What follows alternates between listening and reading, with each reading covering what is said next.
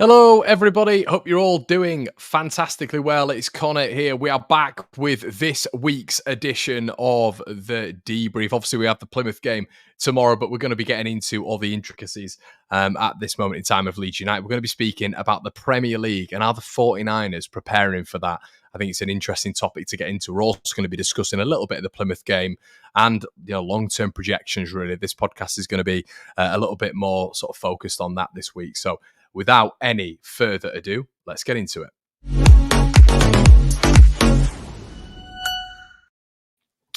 Well, hello, chaps. Hello, chat. We are back here with this week's edition of, I was about to say the Room Mill then. It's literally getting into my thought process every single day and slowly grinding me down. But we're back here with this week's edition of the debrief. I feel like this has got to be the longest running show now. When it comes to a panel show, a YouTube panel show on YouTube. It feels like this has just been going on for so long now, so many different faces. But we're back here with another edition and fresh from whatever he's been doing today. We are here with Oscar Marriott. Me and Gabe have already been together today. But Oscar, how are you doing today, mate? All good? I'm all good, mate. I just desperately scrambled there last minute to make sure I put Haaland in my fantasy football team. And I did put him in my fantasy football team. What a risk. What a risk. And he's back in. But yeah, mate, all good. Just that brief panic because it's quite important to win the mini league. I'm not going to lie to you. It's quite important. It's not going to third in the league at the minute, third, but, we can win it from here still. We can win it from here. But, when you take that fantasy football gamble and it pays off, you got to love it. Yeah, it is always a big win when you do that with fantasy football. I just sort of get bored by it very, very, very quickly. I think in the States as well, Gabe, fantasy leagues and stuff like that is massive, isn't it? I think over here it's slowly growing just because of FIFA and Football Manager as well. Well, remember the gambling, just sports gambling is different here or has been different. I remember when I lived in England both times, just watching people walk into Ladbrokes. Is that what it's called? Just lay down money on the mattress. You know what it's called. But there's more than one. There are more than one, right? There's other companies as well. I wasn't sure if Ladbrokes is still around, but it's fantasy was big. I don't play anymore. So Oscar, I hope you have some serious finance running on this. I would love to see you finance our One Beach Fan Channel vacation with your winnings from the fantasy league. That'd be great. There is a bit of money. We are playing for money. I'm not going to lie. It might. So do you all put in and the winner gets the whole pot? Is that how it goes? Or is it one winner? Or is it one winner gets the whole pot for whoever goes in, or is it just no? It's split. So at the minute I am on to win something. I'm on to win something from it. But Oscar, split pot is so UK. I finished second last year, so it's the determination to go. I'm like Arsenal in it at the minute because it was quite like Arsenal for me last year. I was winning the league for like ages. Then just bottled it at the end. This year I'm coming guys, up, if you ain't first, you're last. Split pot. Yeah, nonsense. Un-American. You gotta win the league. No gotta relegation. Win the whole thing, man. All day. It's my NASCAR. But Gabe's obviously, if you guys aren't aware, Gabe's a massive. I'm not going to listen to this anymore. I'm going to quit. Connor's been besmirching my good name in air quotes by telling everybody I watch NASCAR. That's where I draw the line. Oh dear, Lord J Coyle is in the building and says, "Have you got a good roster?" I think we've got quite a good roster this week. So, but let's get into the Plymouth stuff straight away, everybody. I'm going to come in with a big question for everybody in the chat and you two as well. Does the FA Cup matter, Oscar Marriott? Does the FA Cup matter to you, and should it matter to Leeds United right now? I mean, it's not our priority, is it? Let's be honest. Our priority is very clearly the league this season.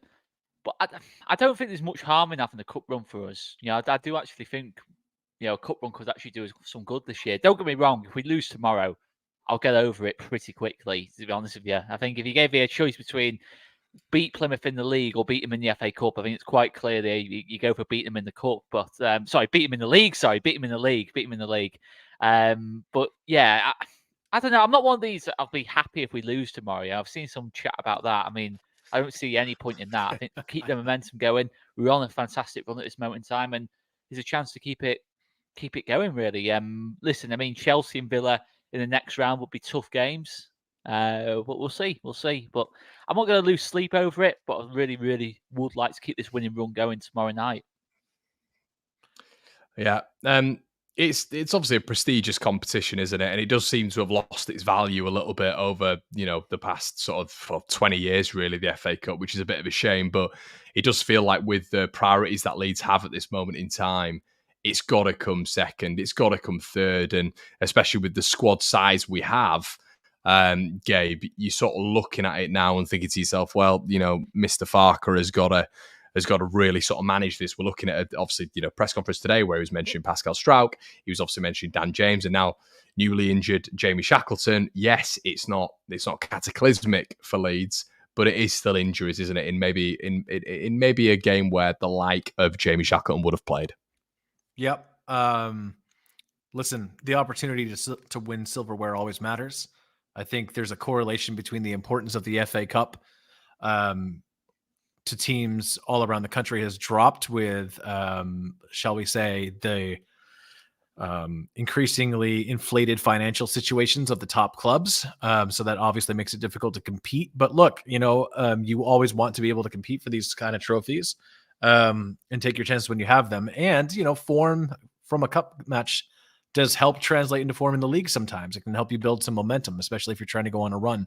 That being said, to echo what people in the chat and what Oscar have said, what we've all said, I think, is that the priority is the league and getting in and staying in one of the top two spots and maybe pushing Leicester. Who knows? It's down to single digits now, isn't it? So I know it's been kind of back and forth, but it seems that I don't want to overstate the work we've done in the last 4 or 5 matches because they've been slim margins. The opponents haven't been great, but we have ground out some results and we're building some momentum and not dropping points in the same way. So I would like to see that continue both in the cup and as long as we play inferior opponents like Plymouth, we should be beating them. I don't care if it's a cup match or a league match. So would love to see us win and make a run, but more so that we can get some players some game time that wouldn't normally have it and keep developing them while we try to win every match in the league.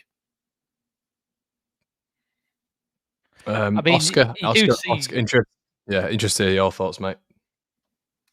Well, I mean, the thing as well is, as Gabe has alluded to, you see less and less shocks now. I remember back in the day, Millwall making the final, Cardiff making the final. Bradford didn't make the final of the FA Cup, did they? I think it was the League Cup, but you just don't see that anymore. It's always the finals, always between one of the so-called Big Six teams. It does feel like that way at this moment in time. So, I'm not looking at it as in like a chance to win a trophy. It'd be great if we can get all the way to like the semi-final or something. But yeah, there's no doubt about it. The priority is the league. I think. Another thing tomorrow as well is do you start with like Crescencio Somerville or do you risk them? Do you give them a rest? Lots of different ways of looking at it, I guess. But I think psychologically, for Ipswich losing to Maidstone, things like that, it can really affect your season. We always remember that Gary Monk season, Sutton United away. The season disappeared after that. We never recovered from that, and you can't go about it like that as well. I think it's two ends of the scale really. Full on going for it, and then totally discarding it. You've got to try and find your way sort of in the middle a little bit, or maybe more towards full on going for it. You can't just throw games away like we did against Sutton back in the day. Or Crawley. Crawley, yeah. Well, I mean, yeah, Crawley. Always a fun reference. Mark that Wright one. getting subbed on is probably. It's more Mark Wright getting subbed on when whilst we're losing 3-0 is probably the one thing from that, I'd say. And there's severe Kiko Garcia attacks in that game as well. I mean, Kiko Garcia in that. His worst game for us, and that's saying something. I think that was that the year we finished 9th and then we just got battered by Crawley? Yeah. Is that what it was? Yeah. I mean, well, we just. But Oscar, I was saying it a little bit earlier on. It's interesting when you're looking at because that was almost. I was saying it to Gabe earlier on. That was almost the perfect time, really, the perfect time for Leeds United to go on a little bit of a cup run. Look, we didn't believe that we'd finish 9th. It was an unbelievable season, 3 points off Europe, but that season was perfect, really, because we were fine. We were stead free. There was no problems, and I feel like with the FA Cup and Leeds, though, mate, we're always involved in sort of competitions, but Leeds as a staple, the sort of like in a 5-year span, 6-year span, has been involved in just trying to get into the playoffs or trying to get up and then going down and then fighting relegation. It's just always seems to be at that point where you don't want to be. There's always jeopardy. With Leeds, we haven't. Yeah, that was probably the only season we've had in, as you said, 6 years or so, where it has been just kind of mid-table and by no means mid-table mediocrity or anything like that. But that season, you look at it, you had obviously Rafinha first signed up, Phillips, playing probably his best football in a Leeds shirt that particular year. Tons of impressive signings at that point. And that felt like if the team was going to do something crazy in the FA Cup, that was the team. We saw later in that season we went to City and won. Got that draw with Liverpool. Who else did we beat? Tottenham at home, etc., etc. You think if we translated that into the FA Cup, who knows? But it wouldn't be Leeds United. I mean, we should have beaten Cardiff 20 years ago, and we didn't. And that kind of caused a complete and utter downturn in the David O'Leary time. So it's Leeds United's heritage in the FA Cup, really, since 1972, to be honest. Oscar, back when Calvin Phillips wasn't giving away goals for West Ham. I knew you'd get that one in, Gabe. I knew you'd get that one in. Yeah. Vinny says, boys, what do you expect from incoming Roberts, right back or left back? I mean, I'm really hoping we don't start. I mean, there's no reason why we would.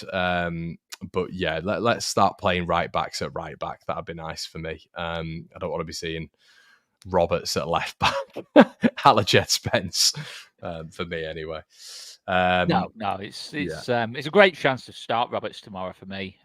Maybe whether in the we cup, do that or not, I don't know. But yeah, he's got to be at right back, surely. I can't see any reason why not. Yeah, Farke kind of implied that he doesn't see him getting in the team, so you would imagine he would get that cup start. Do you think he's gonna go really strong for this one? Do you think he's because he doesn't seem to be pulling any punches when it comes to these cup competitions? He seems to be taking them very seriously, really. Yeah, I mean, I think we'll see the kind of semi-rotation we've seen. Maybe we see Pirro start. We'll probably see Roberts start. Relatively strong team, but maybe maybe we see Jaden Anthony start.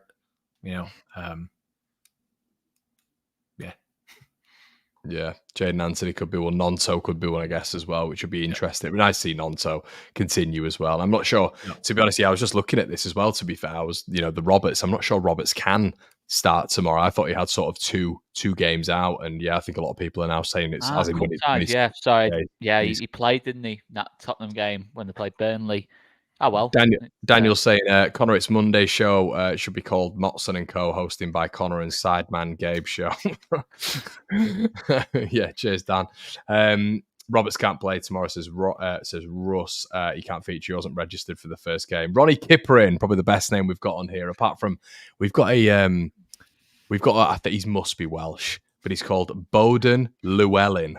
And for me, that's the best name I've seen on the One Leeds chat so far. So Ronnie Kipperin, a bit of a play on words, is pretty close to that one, I think. I want to know how many times Ronnie's heard in his life somebody thinking they're really clever saying, "Oh, have you been done up like a kipper?" Guarantee though. If someone, have you heard of what's his name? Have you heard of Ronnie Pickering, Gabe? No. Right. I'm gonna share you something afterwards, and basically, I'm pretty sure this is a play on words. It might not be Ronnie Kipperin, but there was a viral video that went round of basically just like a lad from Hull, a northern lad from Hull, getting in like a bit of a car fight about 5 years ago. This will really improve my mood. Can't wait.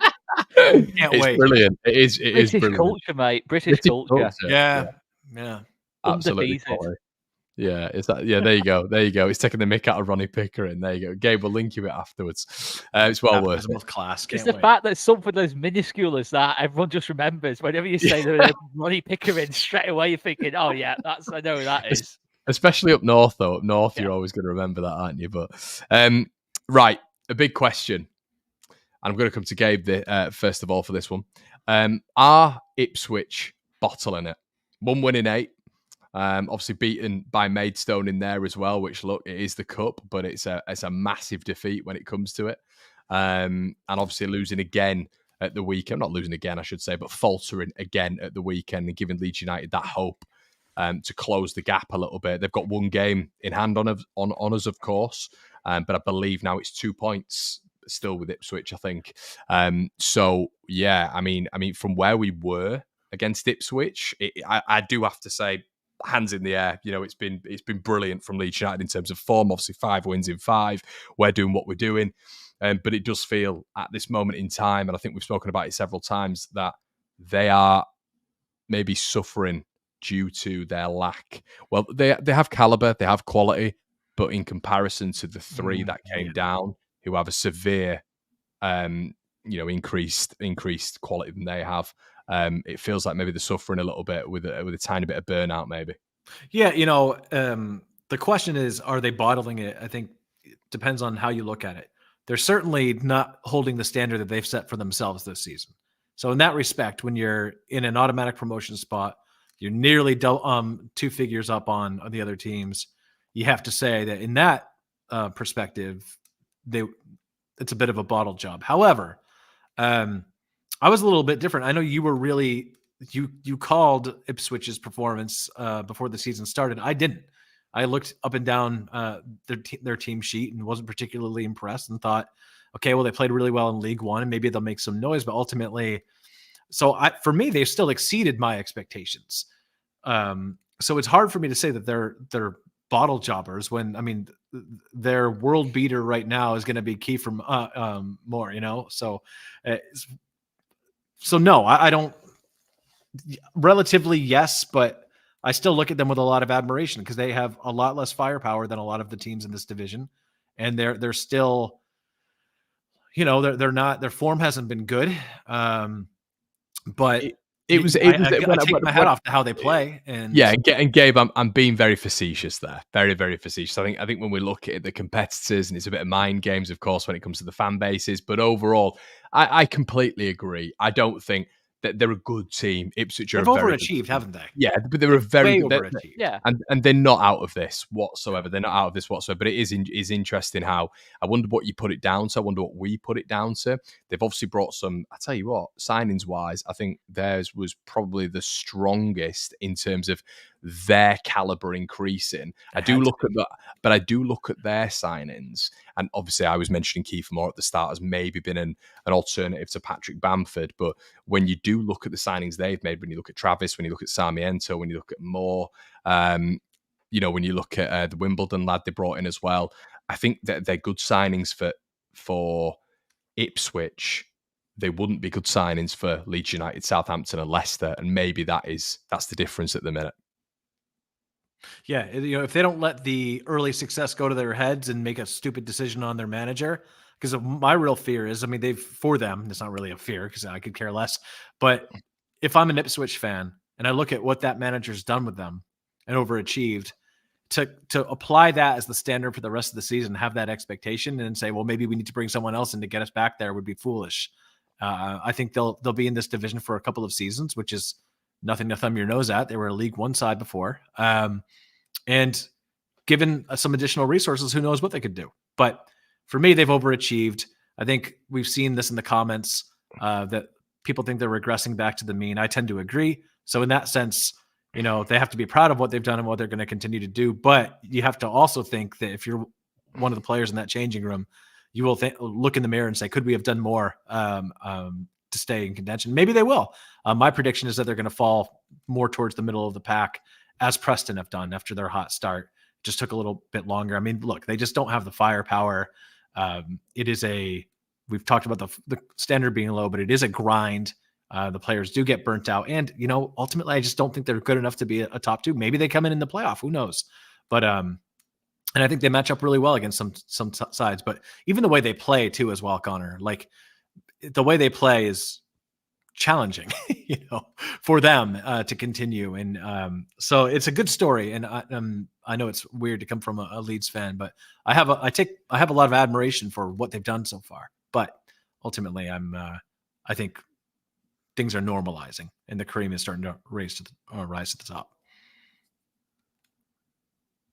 Yep. Oscar, what are your thoughts on it, mate? I mean, we're looking at it now, and I think I mean, I found it quite staggering, and they put. Don't get me wrong. I think when we played them, and this isn't just symptomatic of the season playing Leeds United, and them sort of putting a performance in against us for that first game. But I found it quite striking, to be honest with you. That second game in particular, and it didn't feel like in that second game against Leeds United that they were their fans will probably say they were off it. I didn't feel like they were off it as such. I felt Leeds United were just 8, 9, 10 out of 10 Leeds United. And I think that was the huge difference on the day. They barely touched the ball. It should have been probably 6, 7, 8-0. And there was a period even in that first game where there was just an utter gulf in class. And the first game's interesting, Oscar, because the gulf in class for me was shown for about 25, 30 minutes at Portman Road, where Leeds could have had a hatful. But then, interestingly, Ipswich came back into it, but it was sort of systematic. It was a unit trying to grind Leeds down. And it almost is the comparisons between the two sides. One is just full of guile, creativity, quality, caliber. And the other does have that, but it is a workman-like team who have to really be at the peak of their powers to be able to take the top teams down. Yeah, absolutely. And I do think that half an hour you're referring to, after they went 1-0 up in that game, is the best half an hour we produced all season. I just thought that is like the peak of what you want from Daniel Farke's football. I thought we were genuinely outplaying them in every kind of respect, really, in that sort of half an hour. And to be honest, for large spells of that game, really, if you look at the goals we gave away in that game as well, Cody Drama's just passed one straight to was it Chaplin? I can't remember who scored their second in that game. And then obviously Charlie Creswell's missed his tackle to make it 4-3, deflected goal. You look at that game and think we probably could have won that a lot more comfortably. And obviously the chances we missed as well. And Ellen Road, it came together a little bit more. We were a lot better defensively at that point, ruthless. And I think really you've seen the gulf in class in terms of individual quality in those two games. What I would say about Ipswich is, though, I wouldn't totally rule them out. I still think you look at that team, they play. I really like the way Ipswich plays, to be honest. I think out the four, I think us and Ipswich played the best football. Certainly the football that I like seeing championship teams try and play. There was always that chance, and I don't want to toot my own horn here, but I did feel with Ipswich playing that style of football when every game is a dogfight for 95 minutes. They're never comfortable in games, Ipswich. They very rarely win games comfortably. It's always 2-1s, 3-2s, and fair play to them. It obviously shows there's a lot of character in that team. And even against Preston, they fought back to 3-2, and by all means, could they got it to 3-3? They get it to 3-3. Who knows what happens at that point? There's definitely still a lot of fight in that Ipswich team. Kieran McKenna, out of all the four managers, is overachieving the most for me, in terms of relative to the resources he's working with. And from that, you can maybe say he's doing the best job out of the four. So definitely got a lot of respect for Ipswich, what they're doing as a team. And listen, they might not have the overall quality of the four teams, but you still have people like Leif Davis, who's got 10 assists this season, who's an absolute cheat code in the fullback areas in terms of creativity. Chaplin, obviously, getting plenty of goals. Broadhead's contributing as well. So there's good players in that Ipswich team. And Morsey and Luogno is such an experienced championship midfield as well. That experience and wise heads in that midfield. So there's definitely scope for Ipswich to turn it around. But I do think that Maidstone game was a bit like the Sutton United game for us all those years ago. It will have hurt that Ipswich team. And listen, they probably should have been 10-0 up before Maidstone even scored, to be honest. If you've seen the stats of that game and the general momentum of it, it was absolutely insane. It was literally 1 in 1,000 the chances of Ipswich losing that game the way they played. But sometimes these things happen. So, you definitely look at Ipswich and think the fact psychologically they've gone from 13, 14 points in front with chances to go 15 or 16 in front, and now all of a sudden the third and could quite soon be going fourth if, the momentum carries on from us and Southampton. So, I definitely wouldn't rule them out. But for me, if you're asking me to predict it now, they are fourth for me. I think they're the least likely of the four to, well, Leicester are up, aren't they? They're the least likely of the other three to go up for me by a decent distance. Yeah. And there's always a thing as well. Sorry, just to mention, with Ipswich dropping down the table, does that increase the chance of, say, a Crystal Palace approach Kieran McKenna, having taken the job and thinking, I'm not I'm not going to get the Premier League with Ipswich realistically. Crystal Palace, they're not going to go down realistically. It might appeal that job to him more now. The fact that Ipswich have slid down the table a little bit. I really don't understand that as well. Apparently, Palace are looking at Steve Cooper and McKenna, and you do feel like maybe Cooper's got a little bit of a shoe in there.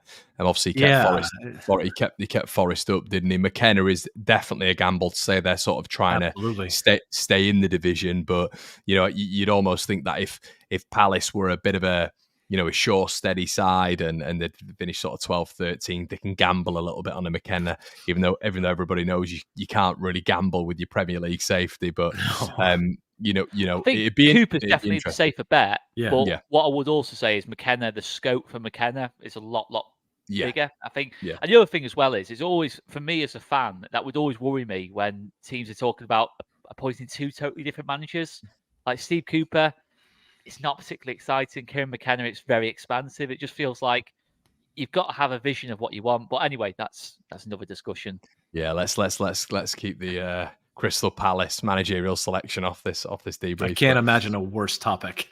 Yeah, a more boring topic, to be fair. It's funny. It was funny because I remember us last sort of touching on Crystal Palace's managerial selection, and then Roy came back and everyone was laughing, and then came to Ellen Road and smacked us in his first game 5-1. So there you go. But let's move swiftly on from that one. But okay, so. I think it's interesting to start speaking about this and the Premier League venture, which is there, the fantasy land. We all want to be back there again. Leeds United, quote unquote, should be a Premier League club. All that arrogance that we have, but I think it's justified. I think Leeds are a Premier League club, and hopefully we can get there this season. Do we think, and maybe this is a little bit, we're talking about it a little bit early, but I do think it's interesting to have the discussion that it's trending at the minute with a lot of Leeds fans. But the 49ers, their imprint on this Leeds United side has been pretty drastic. Are we thinking already they're going to be planning for the Premier League? It does feel like with these sorts of things, you'll have sort of two options, won't you? You'll have, Leeds Premier League, Leeds Championship. We knew that with Radrizzani, obviously, but the 49ers must have big things planned. You'd feel, Oscar, in terms of when it's, pre-planning for the Premier League. Obviously, it's going to be their first campaign. This is if we're to get there, by the way, but they will have drawn up plans. Are you feeling things are probably in motion when we're speaking right now? Yeah, 100%. And you only have to look at the recruitment going on, outside of things. In terms of, obviously Greta Steinson coming in, Nick Hammond. Obviously whether Nick Hammond's going to stay or not, who knows? But obviously at first he came in, only for one window really, and then all of a sudden he did such a good. Well, it felt like he did such a good job in August that they decided to keep on in January. Whether that was the reason or not, who knows? But it feels like there's definitely a lot going on, in terms of plans, for the future and that lot. And I think you see in terms of January as well, the fact that we didn't sort of make any panic signings. Because, the thing is, you look at it from the point of view of, yes, we could have brought players in January, but would they have been Premier League quality if we made a step up? And then obviously there's other factors of financial fair play. We've got to be on the ball with stuff like that. It just feels to me that the club is a far more professional operation than I think it ever was, under the previous ownership. For me personally, I think it feels already a lot. We're a Premier League club basically in the Championship, and I think there's a few teams that can say that, Leicester and Southampton as well. But I think when you go to the other teams in the league away from home, I've been to a few away games this season.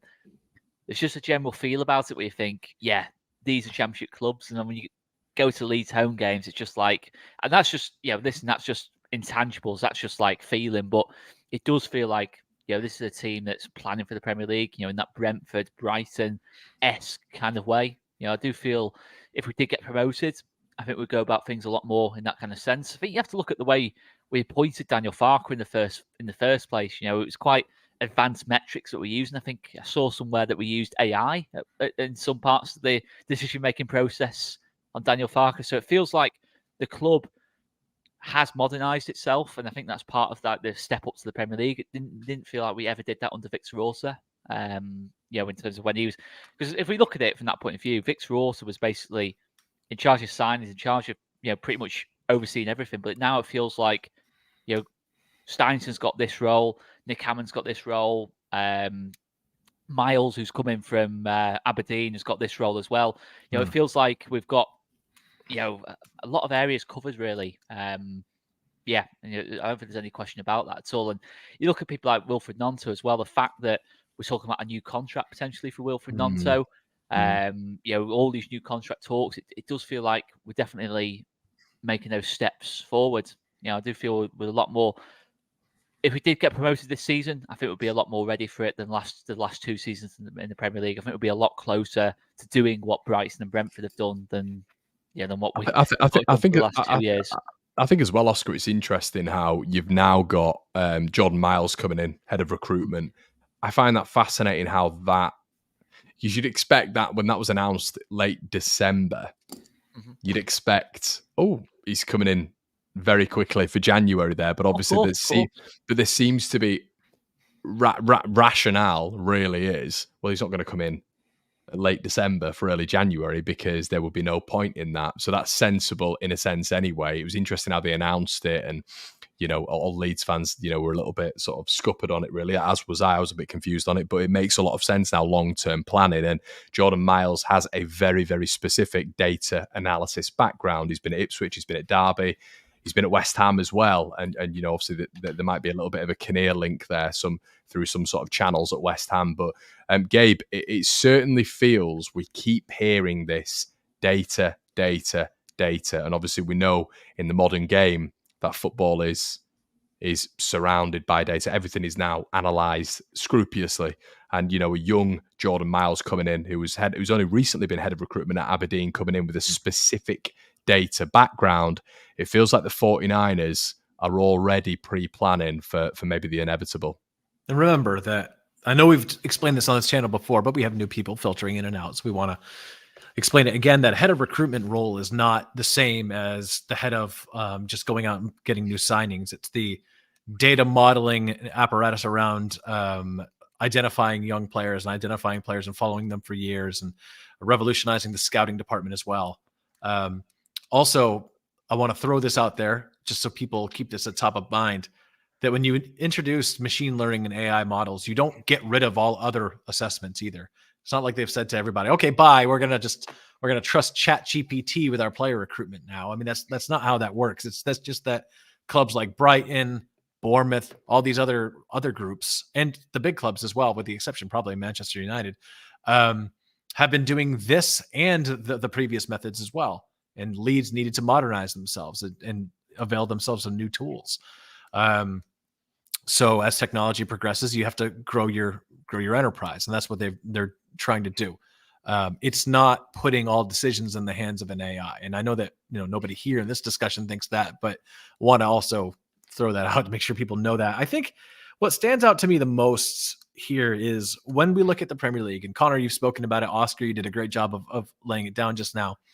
For all of the clubs who have finished and will finish in the bottom 10, or just the bottom half of the division, the Leeds United, the 49ers ownership group, has a net worth estimated right around $6 billion, right? Most of the, it's 9 clubs are at $6 billion or below in terms of their ability to spend money. And that's just like one of those groups right around the $4 billion mark with Everton is heavily penalized. There were only 2 clubs in the Premier League last season that weren't run by some sort of group, ownership group, that were well in the billions.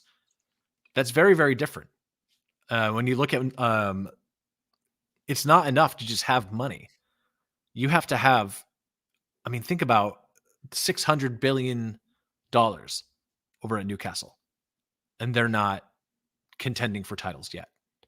Right. So it's become such a crazy market. Now, the one thing I will say that I think is good for the game, and I'm not saying this as a Leeds United fan that likes to see Forest or Everton struggle, or that likes to see the investigations into Man City. I'm not petty like that. But what I will say is, if the FA starts treating financial fair play more seriously and is setting a precedent of punishment, then I think we're going to see I mean, there's a huge potentiality that Chelsea gets heavily penalized as well.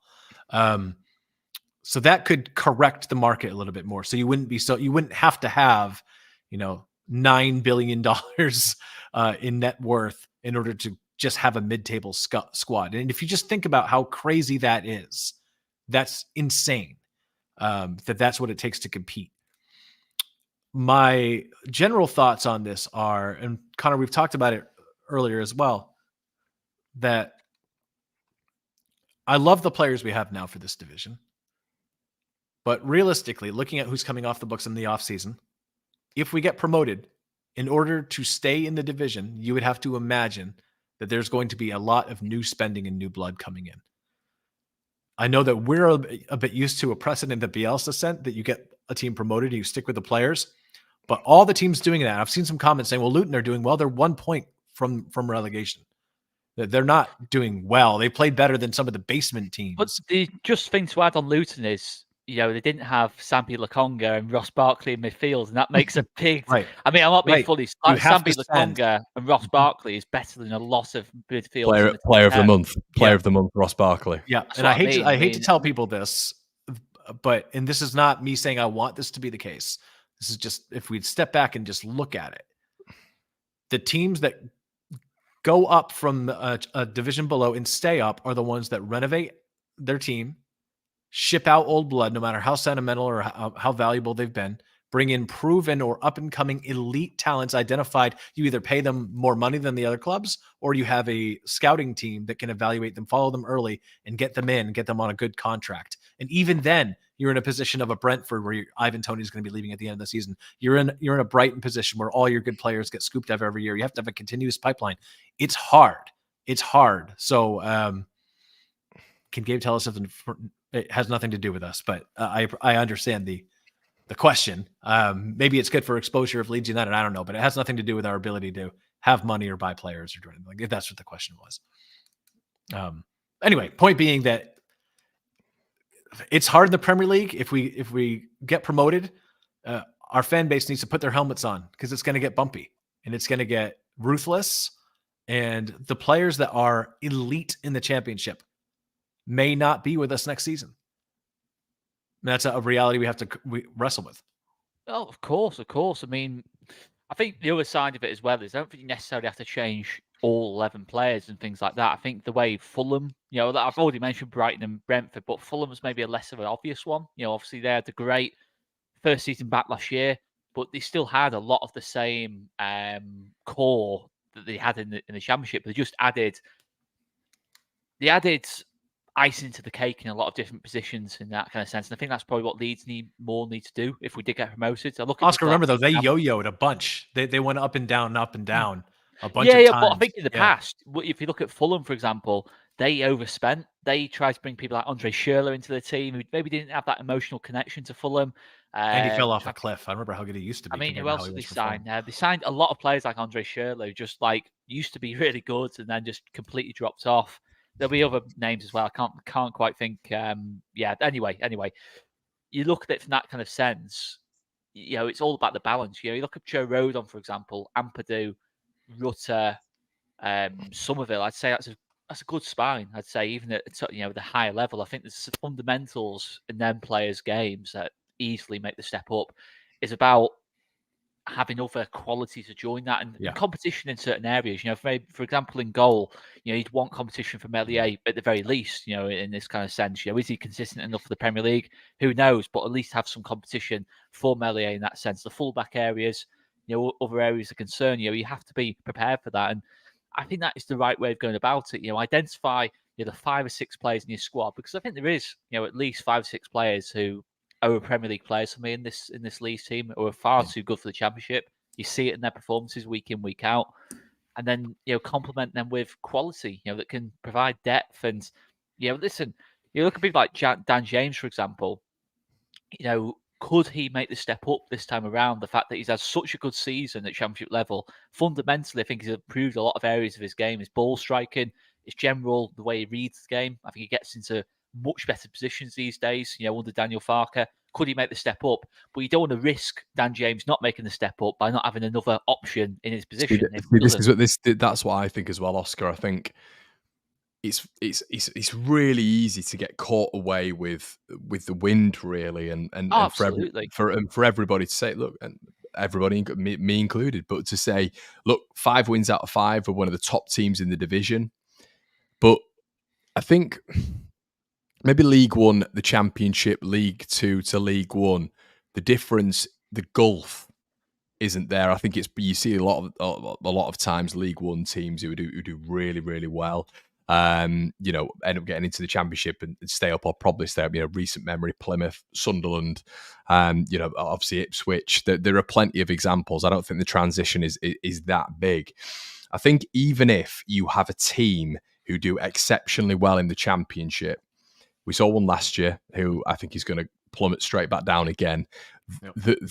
You can almost get yourself into a false sense of security thinking that just because you've blown away a division, you will go into the Premier League and certain individuals will survive.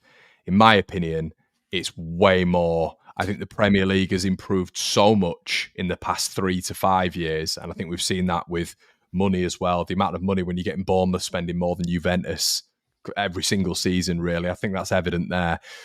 I personally think I look at this Leeds team and think, and I look at them and with greatest respect in sort of conjunction with what I'm saying.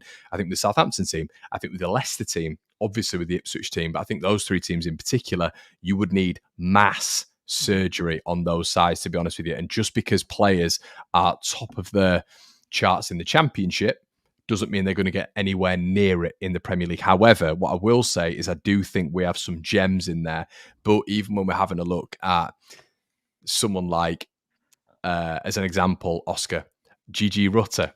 Look, we know he's a top player in this division. Of course. But congratulations, Oscar! You've made the nickname stick. Connor's just regurgitated it. But you look at his style of play.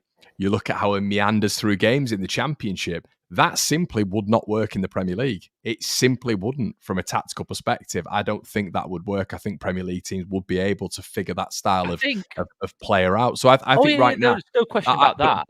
But I think right now, Oscar, I'm looking at the players right now who I would say, and listen, Leeds are going to go up with a huge core of that team. I'm Pascal Strouk, maybe if we get Joe Rodon back, Glenn Kamara, Ampadu. I understand right now that these players are going to be coming up with us if we are to go up. I do think the ready-made Premier League player right now, and maybe toward in the next 2 to 3 months, there may only be 1 or 2. Listen, I think another thing you got to look at as well is, say Brentford, for example. I think they're quite a good example. Say like Tony and Mbeumo. I think, say for example, when Brentford went up, that's what was it, 2021? They went up, I think it was. Say if Ivan Toney had left that summer, I don't think Brian Mbeumo would look like half the player in the Premier League. I think sometimes having players around them. So say, for example, Gigi Rutter, for example, with Somerville. I think personally Somerville's the much more, at this moment in time, the more well-rounded player, the player that you think you're certain what you're going to get from him in terms of performance, in terms of output. I think Rutter's also a very good player. I think both are technically Premier League players in terms of when you look at what they can do with a ball at the feet. Okay, with some of it, you've got the explosive pace where he doesn't need tons of space to operate in. We know he did it last season really as well. Okay, we saw less of it. It was in the more dysfunctional side. With Rutter, he would need certain profiles around him to make it work, and that comes down to the recruitment in that kind of sense. But for me, it's like a Brentford, for example, with Mbeumo and Tony. Say with Brighton, for example, some of the players that have come in for them, would you say, I'm trying to think who partnered Lewis Dunk when they first got promoted, Adam Webster. Do you think Adam Webster, had he gone into the Brighton team on his own without Lewis Dunk, I don't think he would have been as successful. So you do look at things like maybe Rodon and Strouk. If it was Strouk on his own, yes, there'd be more of a concern there. But alongside Rodon, I do think it could work a bit better. But yeah, you got to be proactive about the situation. And the other thing to consider is the level of manager in the Premier League is just so much higher. I mean, look at the bottom end of the Premier League. Iraola doing an amazing job at Bournemouth. He's still in the bottom half. Gary O'Neill, who thinks I actually think Gary O'Neill might be, the best English coach at this moment in time, to be honest with you, in terms of what he's doing, with that Wolves team. He's only just into the top 10. You're thinking that is kind of the standards you got to get to. Roberto De Zerbi, I think, one of the best managers around at this moment in time. Yeah. He's only sort of 7th and 8th in the league. So the standard is so high, not just in the top 6 now, around the league. Thomas Frank, could go down this season. It's crazy to think that. Rob Edwards doing an amazing job at Luton, still only just out in that relegation zone. Sean Dyche, a specialist at Premier League survival, 18th at this moment in time. So, that has got to be considered as well. The standard's a lot higher, and maybe that's what you see people like Vincent Kompany are suffering from a little bit. Every game, you've got to be tactically absolutely spot on. You've got to be better than the opposition tactically. Otherwise, the individual quality, you're just going to get found out. Even if you're both trying to do the same things, if Everton try and press and Burnley try and press and both try and have the same build-up patterns, Everton will win the game. That's the thing. Burnley have got to have that edge to win the game, or that little bit of luck, et cetera, Everton missing chances. Those are different margins. It's different to say Burnley beating Wigan last season. Wigan would just sit off them and give, the likes of Benson, Zaroury, Teller, Rodriguez space to play in and kill them basically. And that's would you be if we're making sort of like surgery on the squad? And listen, this is what I love about the debrief, and where I think it's really unique is we sort of I try pose discussion points, and I love having you two on because we can articulate things, and when Brownie comes back, he can articulate things, and we can have a real proper discussion about them. And that's why I want to have these chats, because it's not about diminishing players or diminishing managers. It's talking about the complexities of having a Premier League structure, and that's where Leeds are ultimately trying to be at. And why I want to pose this question is because we look at the companies. You probably look at your Enzo Marescas right now. You look at managers who have done so well in the Championship, and it really highlights the job that Bielsa did with that sort of caliber of team that he went up with, and what a wonderful job he did, and what we probably didn't realize at the time as much. And people like me, maybe we took him for granted a little bit, but it does feel like when you go up to the Premier League and you bring in a Jordan Miles and you change more structural things in and around the club frameworks. Are the 49ers going to, if Leeds gets to the Premier League, are the 49ers going to go into a Premier League campaign with Daniel Farke, in your opinion, Gabe? I think they'll start it with Daniel Farke. Here's what I want us to think about. Brentford's a great example. Oscar brought them up a second ago. I don't think they'll get relegated because the bottom 3 teams are so dire, but they're flirting with it, right? And Thomas Frank is an excellent coach. They signed 8 new players when they got promoted into the Premier League. They signed more than that, but with 7 out of that 8 were expected to go right into the first team. One of them was Christian Eriksen, who was without a club because nobody would go near him because of obviously the cardiac incident he had. So special circumstances. That's how good. That's how much business they had to do, and they had to do smart business. Here's what any business is going to say. And I don't want to bore people, so I'll make this short. But think about it if you're starting a business. You want to hire people that have worked on the ground level before, who do multiple jobs, who will work extra hours, who will, as the Facebook slogan used to be, move fast and break things to get stuff done. However, when you hit a certain employee count, a certain valuation, maybe you're trying to go public and get publicly traded, you then move all those people out. You don't promote them to directorships. No, because that's not the job they do. You need compliance folks. You need folks who are going to scale the operation. And then you hire those people because they're a safer bet, because it's big money and it's not about sentiment for them. It's not about vibes. It's not about cheering. It's not about the feeling that they get with the investment. It's about money. That's different from the fan experience. So all that to say, Daniel Farke, both an AI model and then anecdote, would have told anybody this is probably the guy to go in the Championship. He's had teams promoted recently. He's been able to bring some of his players in and have them performing above their level. And there's maybe an argument to be made that if he is given resources, he might be able to do a job in the Premier League. But I would say this: Daniel Farke has a pretty long leash in the championship, and provide the performances are relatively decent. I don't think it was top 2 or bust for them this year. If we get to the Premier League, that leash is going to get very, very, very short. Especially, Gabe, especially, just to add to your point, with them being a data-specific ownership group, what do they do? You pick out, and Oscar was just talking about AI, but you pick out who has got, and it's really methodical, but it's just really plain English. Who has been promoted before? Who's got championships on their record? Who is a specialist of who's available too, Connor? Who's available? A lot will depend on that. Yeah, who's available? Bang, get him in. But I do wonder if they were to get to the Premier League, if that tests time really, and if they would, because it's so risky, isn't it? You know, even just waiting Oscar 3 to 4 months. I actually have a totally different opinion on Farke in terms of the Premier League. I'll be honest. I think last couple of weeks have really shown a different side for me to Daniel Farke. I think the first thing I start with is I think he was arrived on a 4-year deal, Daniel Farke. So to me, when Daniel Farke first came in, I was thinking, is this going to be like a bit more of a, let's see how we go in the Championship and move on. But I think the fact that Daniel Farke got a 4-year deal, tells me that maybe they do see, a lot in Daniel Farke, even if we got promoted. Listen, there is that stat in terms of Daniel Farke's record in the Premier League isn't great at this moment in time. But as much as we talk about players can improve all the time and can work on strengths and weaknesses, etc., we're seeing countless examples. So can managers. Look at people like Marco Silva, for example. After that job he did at Everton, no one would ever have considered him, in the Premier League again. If we're being honest, at that kind of point, I think everyone had probably written off Marco Silva. Other examples as well. Nuno at Forest. He's come back into the Premier League, and they look a lot better than what they did. In terms of his whole style's changed. They're a bit more of a high pressing team, a lot more on the front foot than they ever were in terms of Wolves and Tottenham. So managers can change all the time, and I think what you're seeing with Daniel Farke is the profile of player he's got at Leeds is very different to the profile of player he had at Norwich in a lot of areas.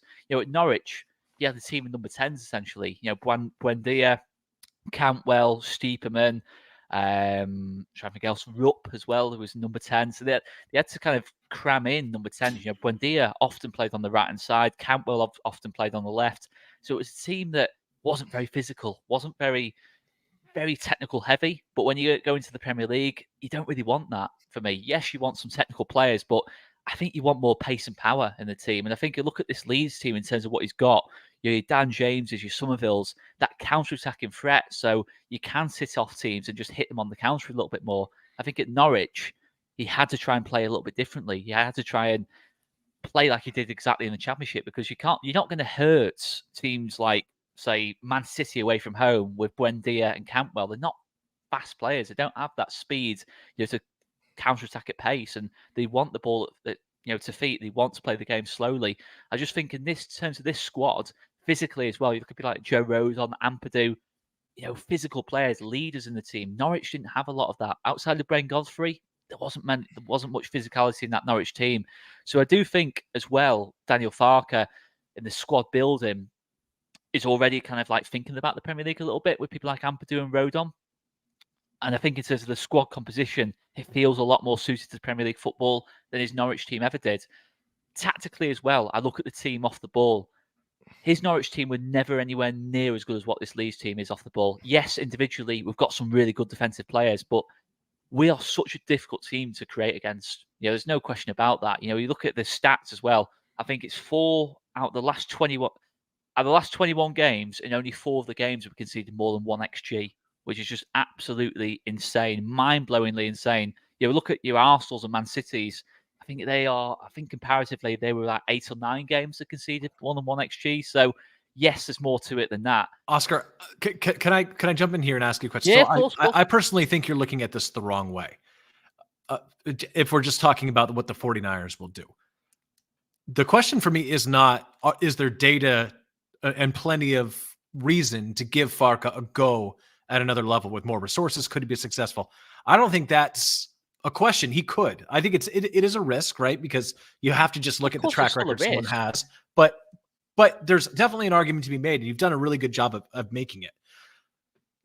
Do you think, though, if a manager comes free next season that the 49ers really like, and their data models and just precedent shows them, similar to Farka being available was really serendipitous for them because they're a championship side trying to get promoted out of the championship. And here's this guy who's been sacked, who has gotten teams out of the championship twice. For me, it's a no-brainer. You hire this guy. If another talent comes available, do you think that they will give Farka a chance and see what he's got at the Premier League level?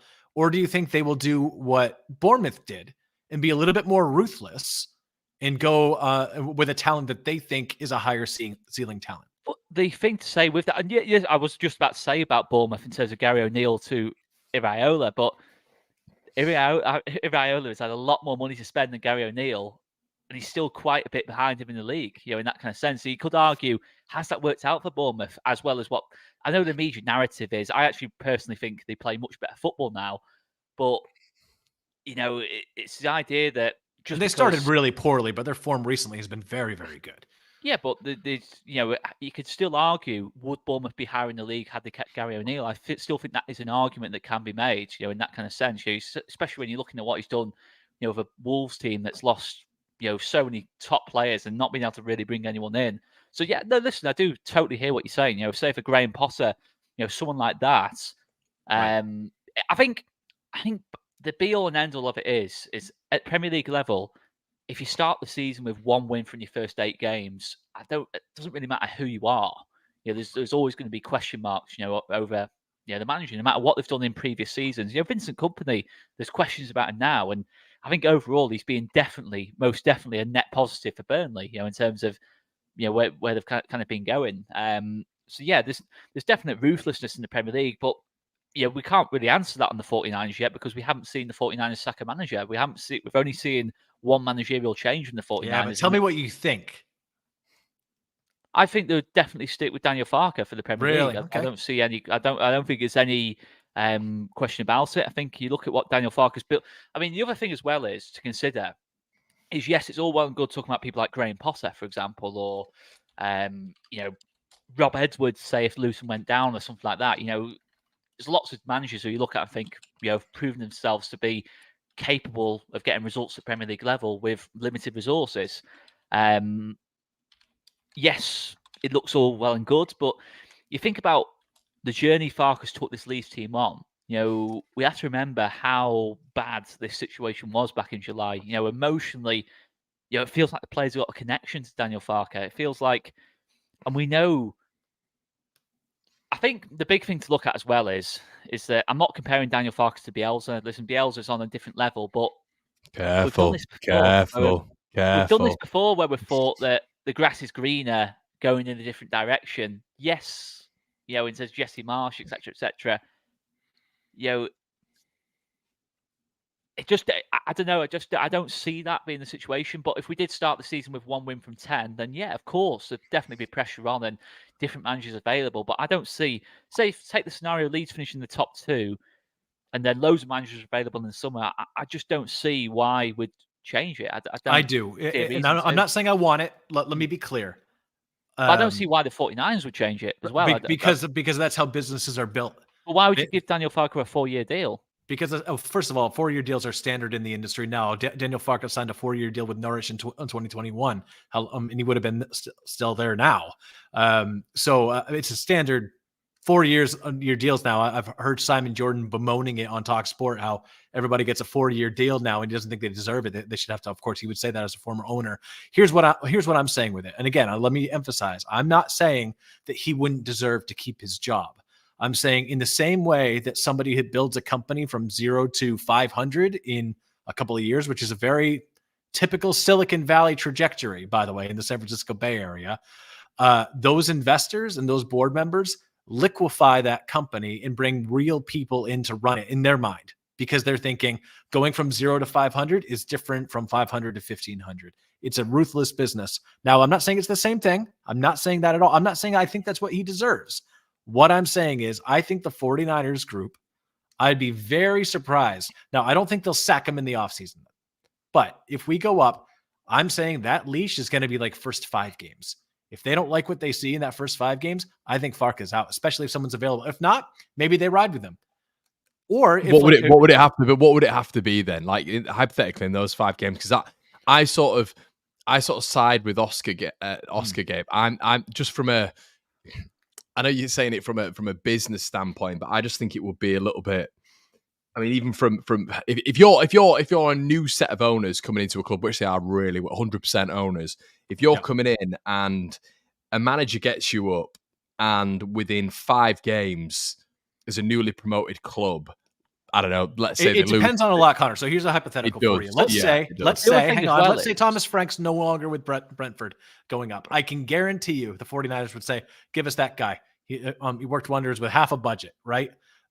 If he's not available within 5 games, they make that call. The other thing just to add is if the results are poor, but it wouldn't just be the results they'd look at. You'd be look at the fundamentals of the results as well. They'd look at the performance of it. Like, say, for example, there was numerous times Graham Potter at Brighton went on crazy runs of 1 win in 15, and there was never any question of him losing his job because the fundamentals were on stuff like XG.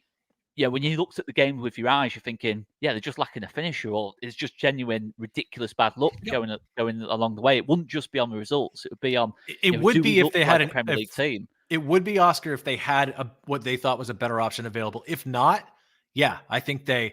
Well, not necessarily, because you look at Bournemouth, for example. Bournemouth had a great finish to last season. Bournemouth looks, were one of the form teams in the league before Gary O'Neill got sacked. So I don't think it'd necessarily just be down to.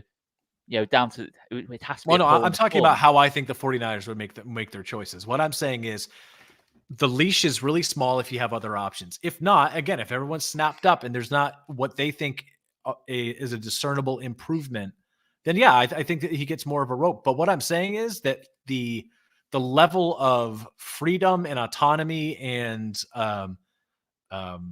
it's not like he has tons of slack. Like, he has to win here, but I think that the rope is going to be a lot shorter. The leash is going to be very short. And I could very well see if there are options that they think are better, which there weren't for the championship. Just the way I think they'll do business is if there are options they think are better that are available and the team isn't getting results early, I don't think they're going to get stuck into. Remember, there was a lot of underlying data. I'm not saying it was correct. I'm not saying I agreed with it. I'm just saying there was a lot of underlying data used to support Marsh's staying at the club. The 49ers wanted him out before Liverpool, right? So all I'm saying is that underlying data. No. I don't want to get caught up into the minutia of that argument. I'm just saying that I think there is plenty of data that identifies that it could work with Farka. There's also more that says it hasn't. And if they have more of a proven commodity that is the equivalent of we've done it at this stage already, I think that they will make that decision in a rather ruthless way. I think they're much more ruthless than what we're used to for ownership. As a newly promoted club, it's a really difficult question, really, and it's a really different viewpoint, because if you're in the first, and let's say we're still talking 5 games, I know you've just picked that out, Gabe, and it could be 6, 7 games, could whatever. Be 6, exactly, arbitrary. 6, 7 games. It's really difficult to sort of constitute what would be deemed as sort of failure there, because this squad that we'd go up and have, it wouldn't be.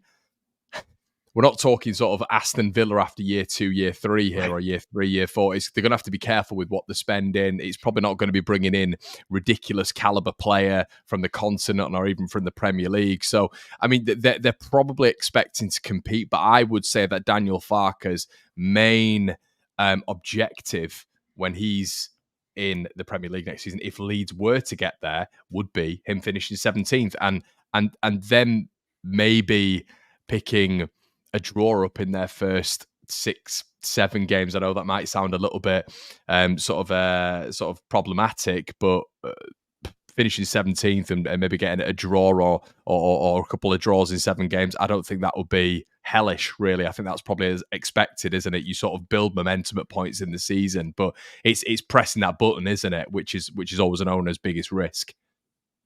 100%. And look, what I'm saying is that a ruthless ownership group if there are better options available in their mind, will not hesitate to pull that trigger if we go out and lose 4 of our first 5 matches and get 1 draw. They will if they don't think there are better options. They'll say, okay, well, there's plenty of reason to give this time. It takes time. We recently promoted. Like that. That's all I mean. I don't think that they're going to wait. I think that they're going to be, if they have a chance to improve, just like you'd improve your squad of players and improve your squad with the manager. That's what I was about to say. I think they would take Joe it. Rodon could make could sign permanently, make a shocking start to the season. I don't think he would, but say he drops 3 consecutive 1 out of 10 performances and we lose 5. And you'd sign a new center half to compete with him, wouldn't you? Exactly. But I think we could say that about anything really. And I think that's how any club should be run. But that's not what we're used to. That's not how this club has been run. I don't think that's a bad thing necessarily. I think the last, certainly the last ownership was far too sentimental. I think in a lot of areas, I think you look at the fact that Phillips, Click, Dallas works really well as a midfield 3, in season 1 in the Premier League, but long term we never really added to it. And then Phillips got an injury, and it really showed. In terms of, it did feel like it was a bit far too sentimental, the previous ownership, and the Jesse Marsh, etc. We didn't sack him because he was Orsa's project, etc. Oh, he could turn it around, he could not, and etc. When you deep it, what you were just talking about there, even just when you're talking as you are, Oscar, and you're saying we couldn't sack him because he's Orsa's project. Well, how are we? What are we talking about here? This is absurd. A Premier League operation with billionaire backings and so much money, and we're talking about Victor Orta's favourite. And this is probably where, as a fan base, we're probably seeing the massive change now, and probably why I wanted to talk about that Premier League operation if we were to get there, because this lot, I think Gabe's alluded to it a little bit. That they don't muck around really. No, they're venture capitalists. It's not about what's fair. Like, that's something I'll identify. I'm not saying that in this scenario that we have no idea how likely it would be or not, because it's all hypothetical. I'm not saying that scenario would be fair, but the league isn't fair if anyone hasn't noticed in the Premier League. I ask the question: why would listen? Just for argument's sake, why would say, for example, Graham Potter coming on the market and saying that, oh, I'm interested in a Premier League job? Why would he necessarily be better automatically as a fit than Daniel Farke? Daniel Farke, I don't know that he would be. I'm not necessarily disputing that, but you got to consider the other factors, not just the jobs they've done in the Premier League so far. Daniel Farke has already worked with this group of players. He's molded the squad around what he wants. Listen. Yeah, so is Vincent Kompany. How's he doing? You know what I mean? Like, it's like performance in the Championship is not a strong indicator for Premier League adapted to the Premier League with quite a fair amount to spend as well. Burnley have spent a fair bit. I don't think Daniel Farke has ever had the money to spend that Vincent Kompany's had at this level. Burnley spent a lot at Championship level as well. Let's not forget. Bringing in people like Manuel Benson, Zaroury, Nathan Teller, etc. And remember though, Oscar. Remember that 10 players coming off the books, and then there are going to be new players anyway. So Farke is going to have resources. That's what I mean. So let's. I don't see why. If he. And the fact he in his management, no one's saying he's going to get sacked in the offseason without getting a chance. Like, I don't think that's going to happen. I don't think it'll be a true Bournemouth situation where they just decide. But I think the leash is going to be very, very, very short. But I think it's like that for any Premier League manager. I think, say Thomas Frank, for example, at Brentford, if Brentford lost the next 5 games, dropped into the bottom 3, they'd pull the plug quite likely. In that right, but in the bottom half, there are plenty of managers that have made. Again, they've stuck with Kompany, right? So, which I don't think is necessarily the wrong thing to do. I'm just saying that I don't expect them if the results don't exceed the expectations you would have of a recently promoted club. I just think that we're going to see just how ruthless this consortium of owners can be. I have no problem with that. I don't have any issue with that. I just think, I know you're not saying Daniel Farke should get sacked in the off season, but I don't think there's necessarily reason to be negative about getting promoted, thinking that we'd automatically struggle. I think there's a lot of things I've seen with this Leeds team in the last sort of 6 weeks where I think, you know what, you don't think this squad, if they got promoted as they are, would struggle? We'd need recruit, but tactically, I think the way. All right, people will disagree with me on this, but in terms of tactically, I'm looking at the way Maresca sets up Leicester and Farke sets up Leeds. I think we're far more practical for Premier League football than what Leicester are. Leicester can't for me, Leicester can't play that style of football at Premier League level, without spending big money. And I think even if you do spend big money, you can't get away with paying Harry Winks at 6 in Premier League. No, You can't agreed. get But away with that. I also don't think that if you roll out Ethan Ampadu, Glenn Kamara, Ilya Gruev, you're not going to control 63% of the possession against Premier League teams. But we can deal without having the ball as well. You look at how good we are off the ball. Teams don't create anything against us at this moment in time. We look absolutely rock solid. I don't know. I think this team, if this team goes up, now obviously this wouldn't happen anyway. Yeah, we still need recruitment, but I still think we're more practical in terms of how we play than what Leicester and Southampton are. I don't think Leicester and Southampton will go a similar way, for me personally, to Burnley, unless they spend really well in the summer. And listen, they could spend really well in the summer. They've recruited well this summer, at Championship level. I'm not questioning that for 1 minute. Burnley haven't, let's be clear. Burnley have really got things drastically wrong in terms of how they've gone about it. But I do think the way Farke's got Leeds played at this moment in time is a lot more practical to Premier League football than he ever had Norwich playing. It is what I'd say. For the comments, I think this is being misunderstood. Like Paul said, Gabe, who would you bring in that would keep us up? It's not about who I would bring in or if I think that you should sack Farke. It's about a data-centric model of business. If other managers are available that they think are better, would they pull the trigger if results aren't good in the early season? Nobody here on this panel is saying that Farke doesn't deserve to stay in the job should we get promoted, or that we even love that it would, again, it's completely hypothetical 5-match spell. Oscar's not saying that this team as it is without any chances would be able to contend in the Premier League, or, this is we create daily content on this show. We're doing a hypothetical conversation that it is maybe getting a little bit abstract. Maybe that's a good cue to move it along. Yeah, we just say one more thing on it. I really like the idea of being ruthless. Last thing, I do think we can take this scenario of Farke and apply it to every single player in the squad as well. I don't think it, because I think a lot of the talk about Premier League level is, would Farke be good enough? Not would X, Y, and Z player be good enough? I think you got to look at the squad as a whole. Would our recruitment be good enough for the Premier League, etc., etc. So it's not just on Farke, in terms of being ruthless. I think it's across the whole squad. So that was the only point I was making. I think a lot of the narrative with Farke is obviously his record at Norwich, but we've seen with people like Marco Silva, Nuno, managers can learn and adapt to the league. And I do think the way Farke's playing now is a lot more practical for Premier League football than it ever was at Norwich. That was the point I was making. I'm not saying we'd definitely stay up under Daniel Farke. I think if we had Jurgen Klopp managing us next season, there'd still be no certainty. There wouldn't be, because you know what I mean. It's such a step up in quality that anything can happen. I've really got you going on this one, Oscar. I've never seen you so heated. Well, I'm not being. Sean Dyche is 18th in the league. Do you really with points deduction? With a points deduction, which is incredible. They lost 10 points and they're still out of the relegation zone. Right. Right. I mean, we're not even in the Premier League yet, but yeah, I thought it was an interesting conversation, boys. But thanks everyone for engaging in that. We'll just get into a few comments. Daniel's. I think Daniel was just sort of veering off topic a little bit here, but Connor Leeds United of the 2000 was Sinfield and Burrows and co of the club was elite sportsmen. As long as he pays for a comment, he can go as tangential as he wants. 100%. We love it, Daniel. You're not wrong there, Daniel. Oscar's still simmering in the background there. Barney says...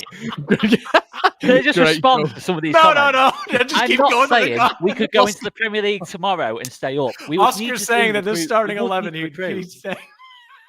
But I'm also going to say that you can't just write off Daniel Farke because of a job he did at Norwich when you had Grant Hanley playing in the back four. Like, you can't just write him off just based on that, is all I'm saying. You all right? Yeah, I'm good, mate. Okay. By the way, have you see the natural light I'm getting in here? It's always dark and grey. It's beautiful now, isn't it? Yeah, it is. Great show, boys. Results are all that matters to US businesses, especially with Pro Rel, which is a new concept to them. They will be beyond ruthless. Cheers, Barney. And Barney's also became a member of the YouTube memberships. Please make sure you guys, if you want to pay £2 a month, you can become a YouTube member. Patreon, me and Gabe have done an episode earlier on as well, £4 a month, well worth it over there. Lads, should we just round off?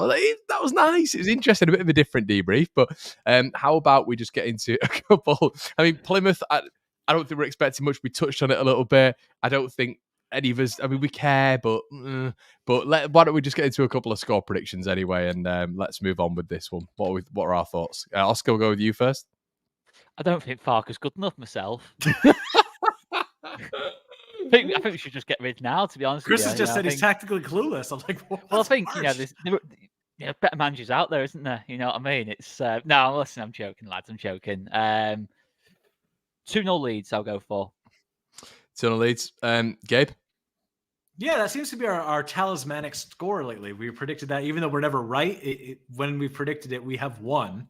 So I'm going to go with 2-0 with the Leeds, just to keep on I'm going to try to prove that I can be superstitious. I'm already sort of like getting pissed off with playing Plymouth. They're already annoying me. It's like just ridiculous. Such a boring game. You throw another P word in there for more alliteration. I'm pissed off at playing Plymouth. You caused your own mic levels to spike. You see it blink red? See the red thing there? Yeah. I just want to get close and give my P's a bit of accentuation. Listen, lads, how about we have this conversation in August next year? All right. Paul with a very sensible comment there. Yeah, we just think listen, it's just interesting. It's very interesting having these sorts of conversations. I think it's well worth it. Barney says 1-0 Leeds. Well, I think I'm going to go with the 1-0 Leeds as well. Another clean sheet.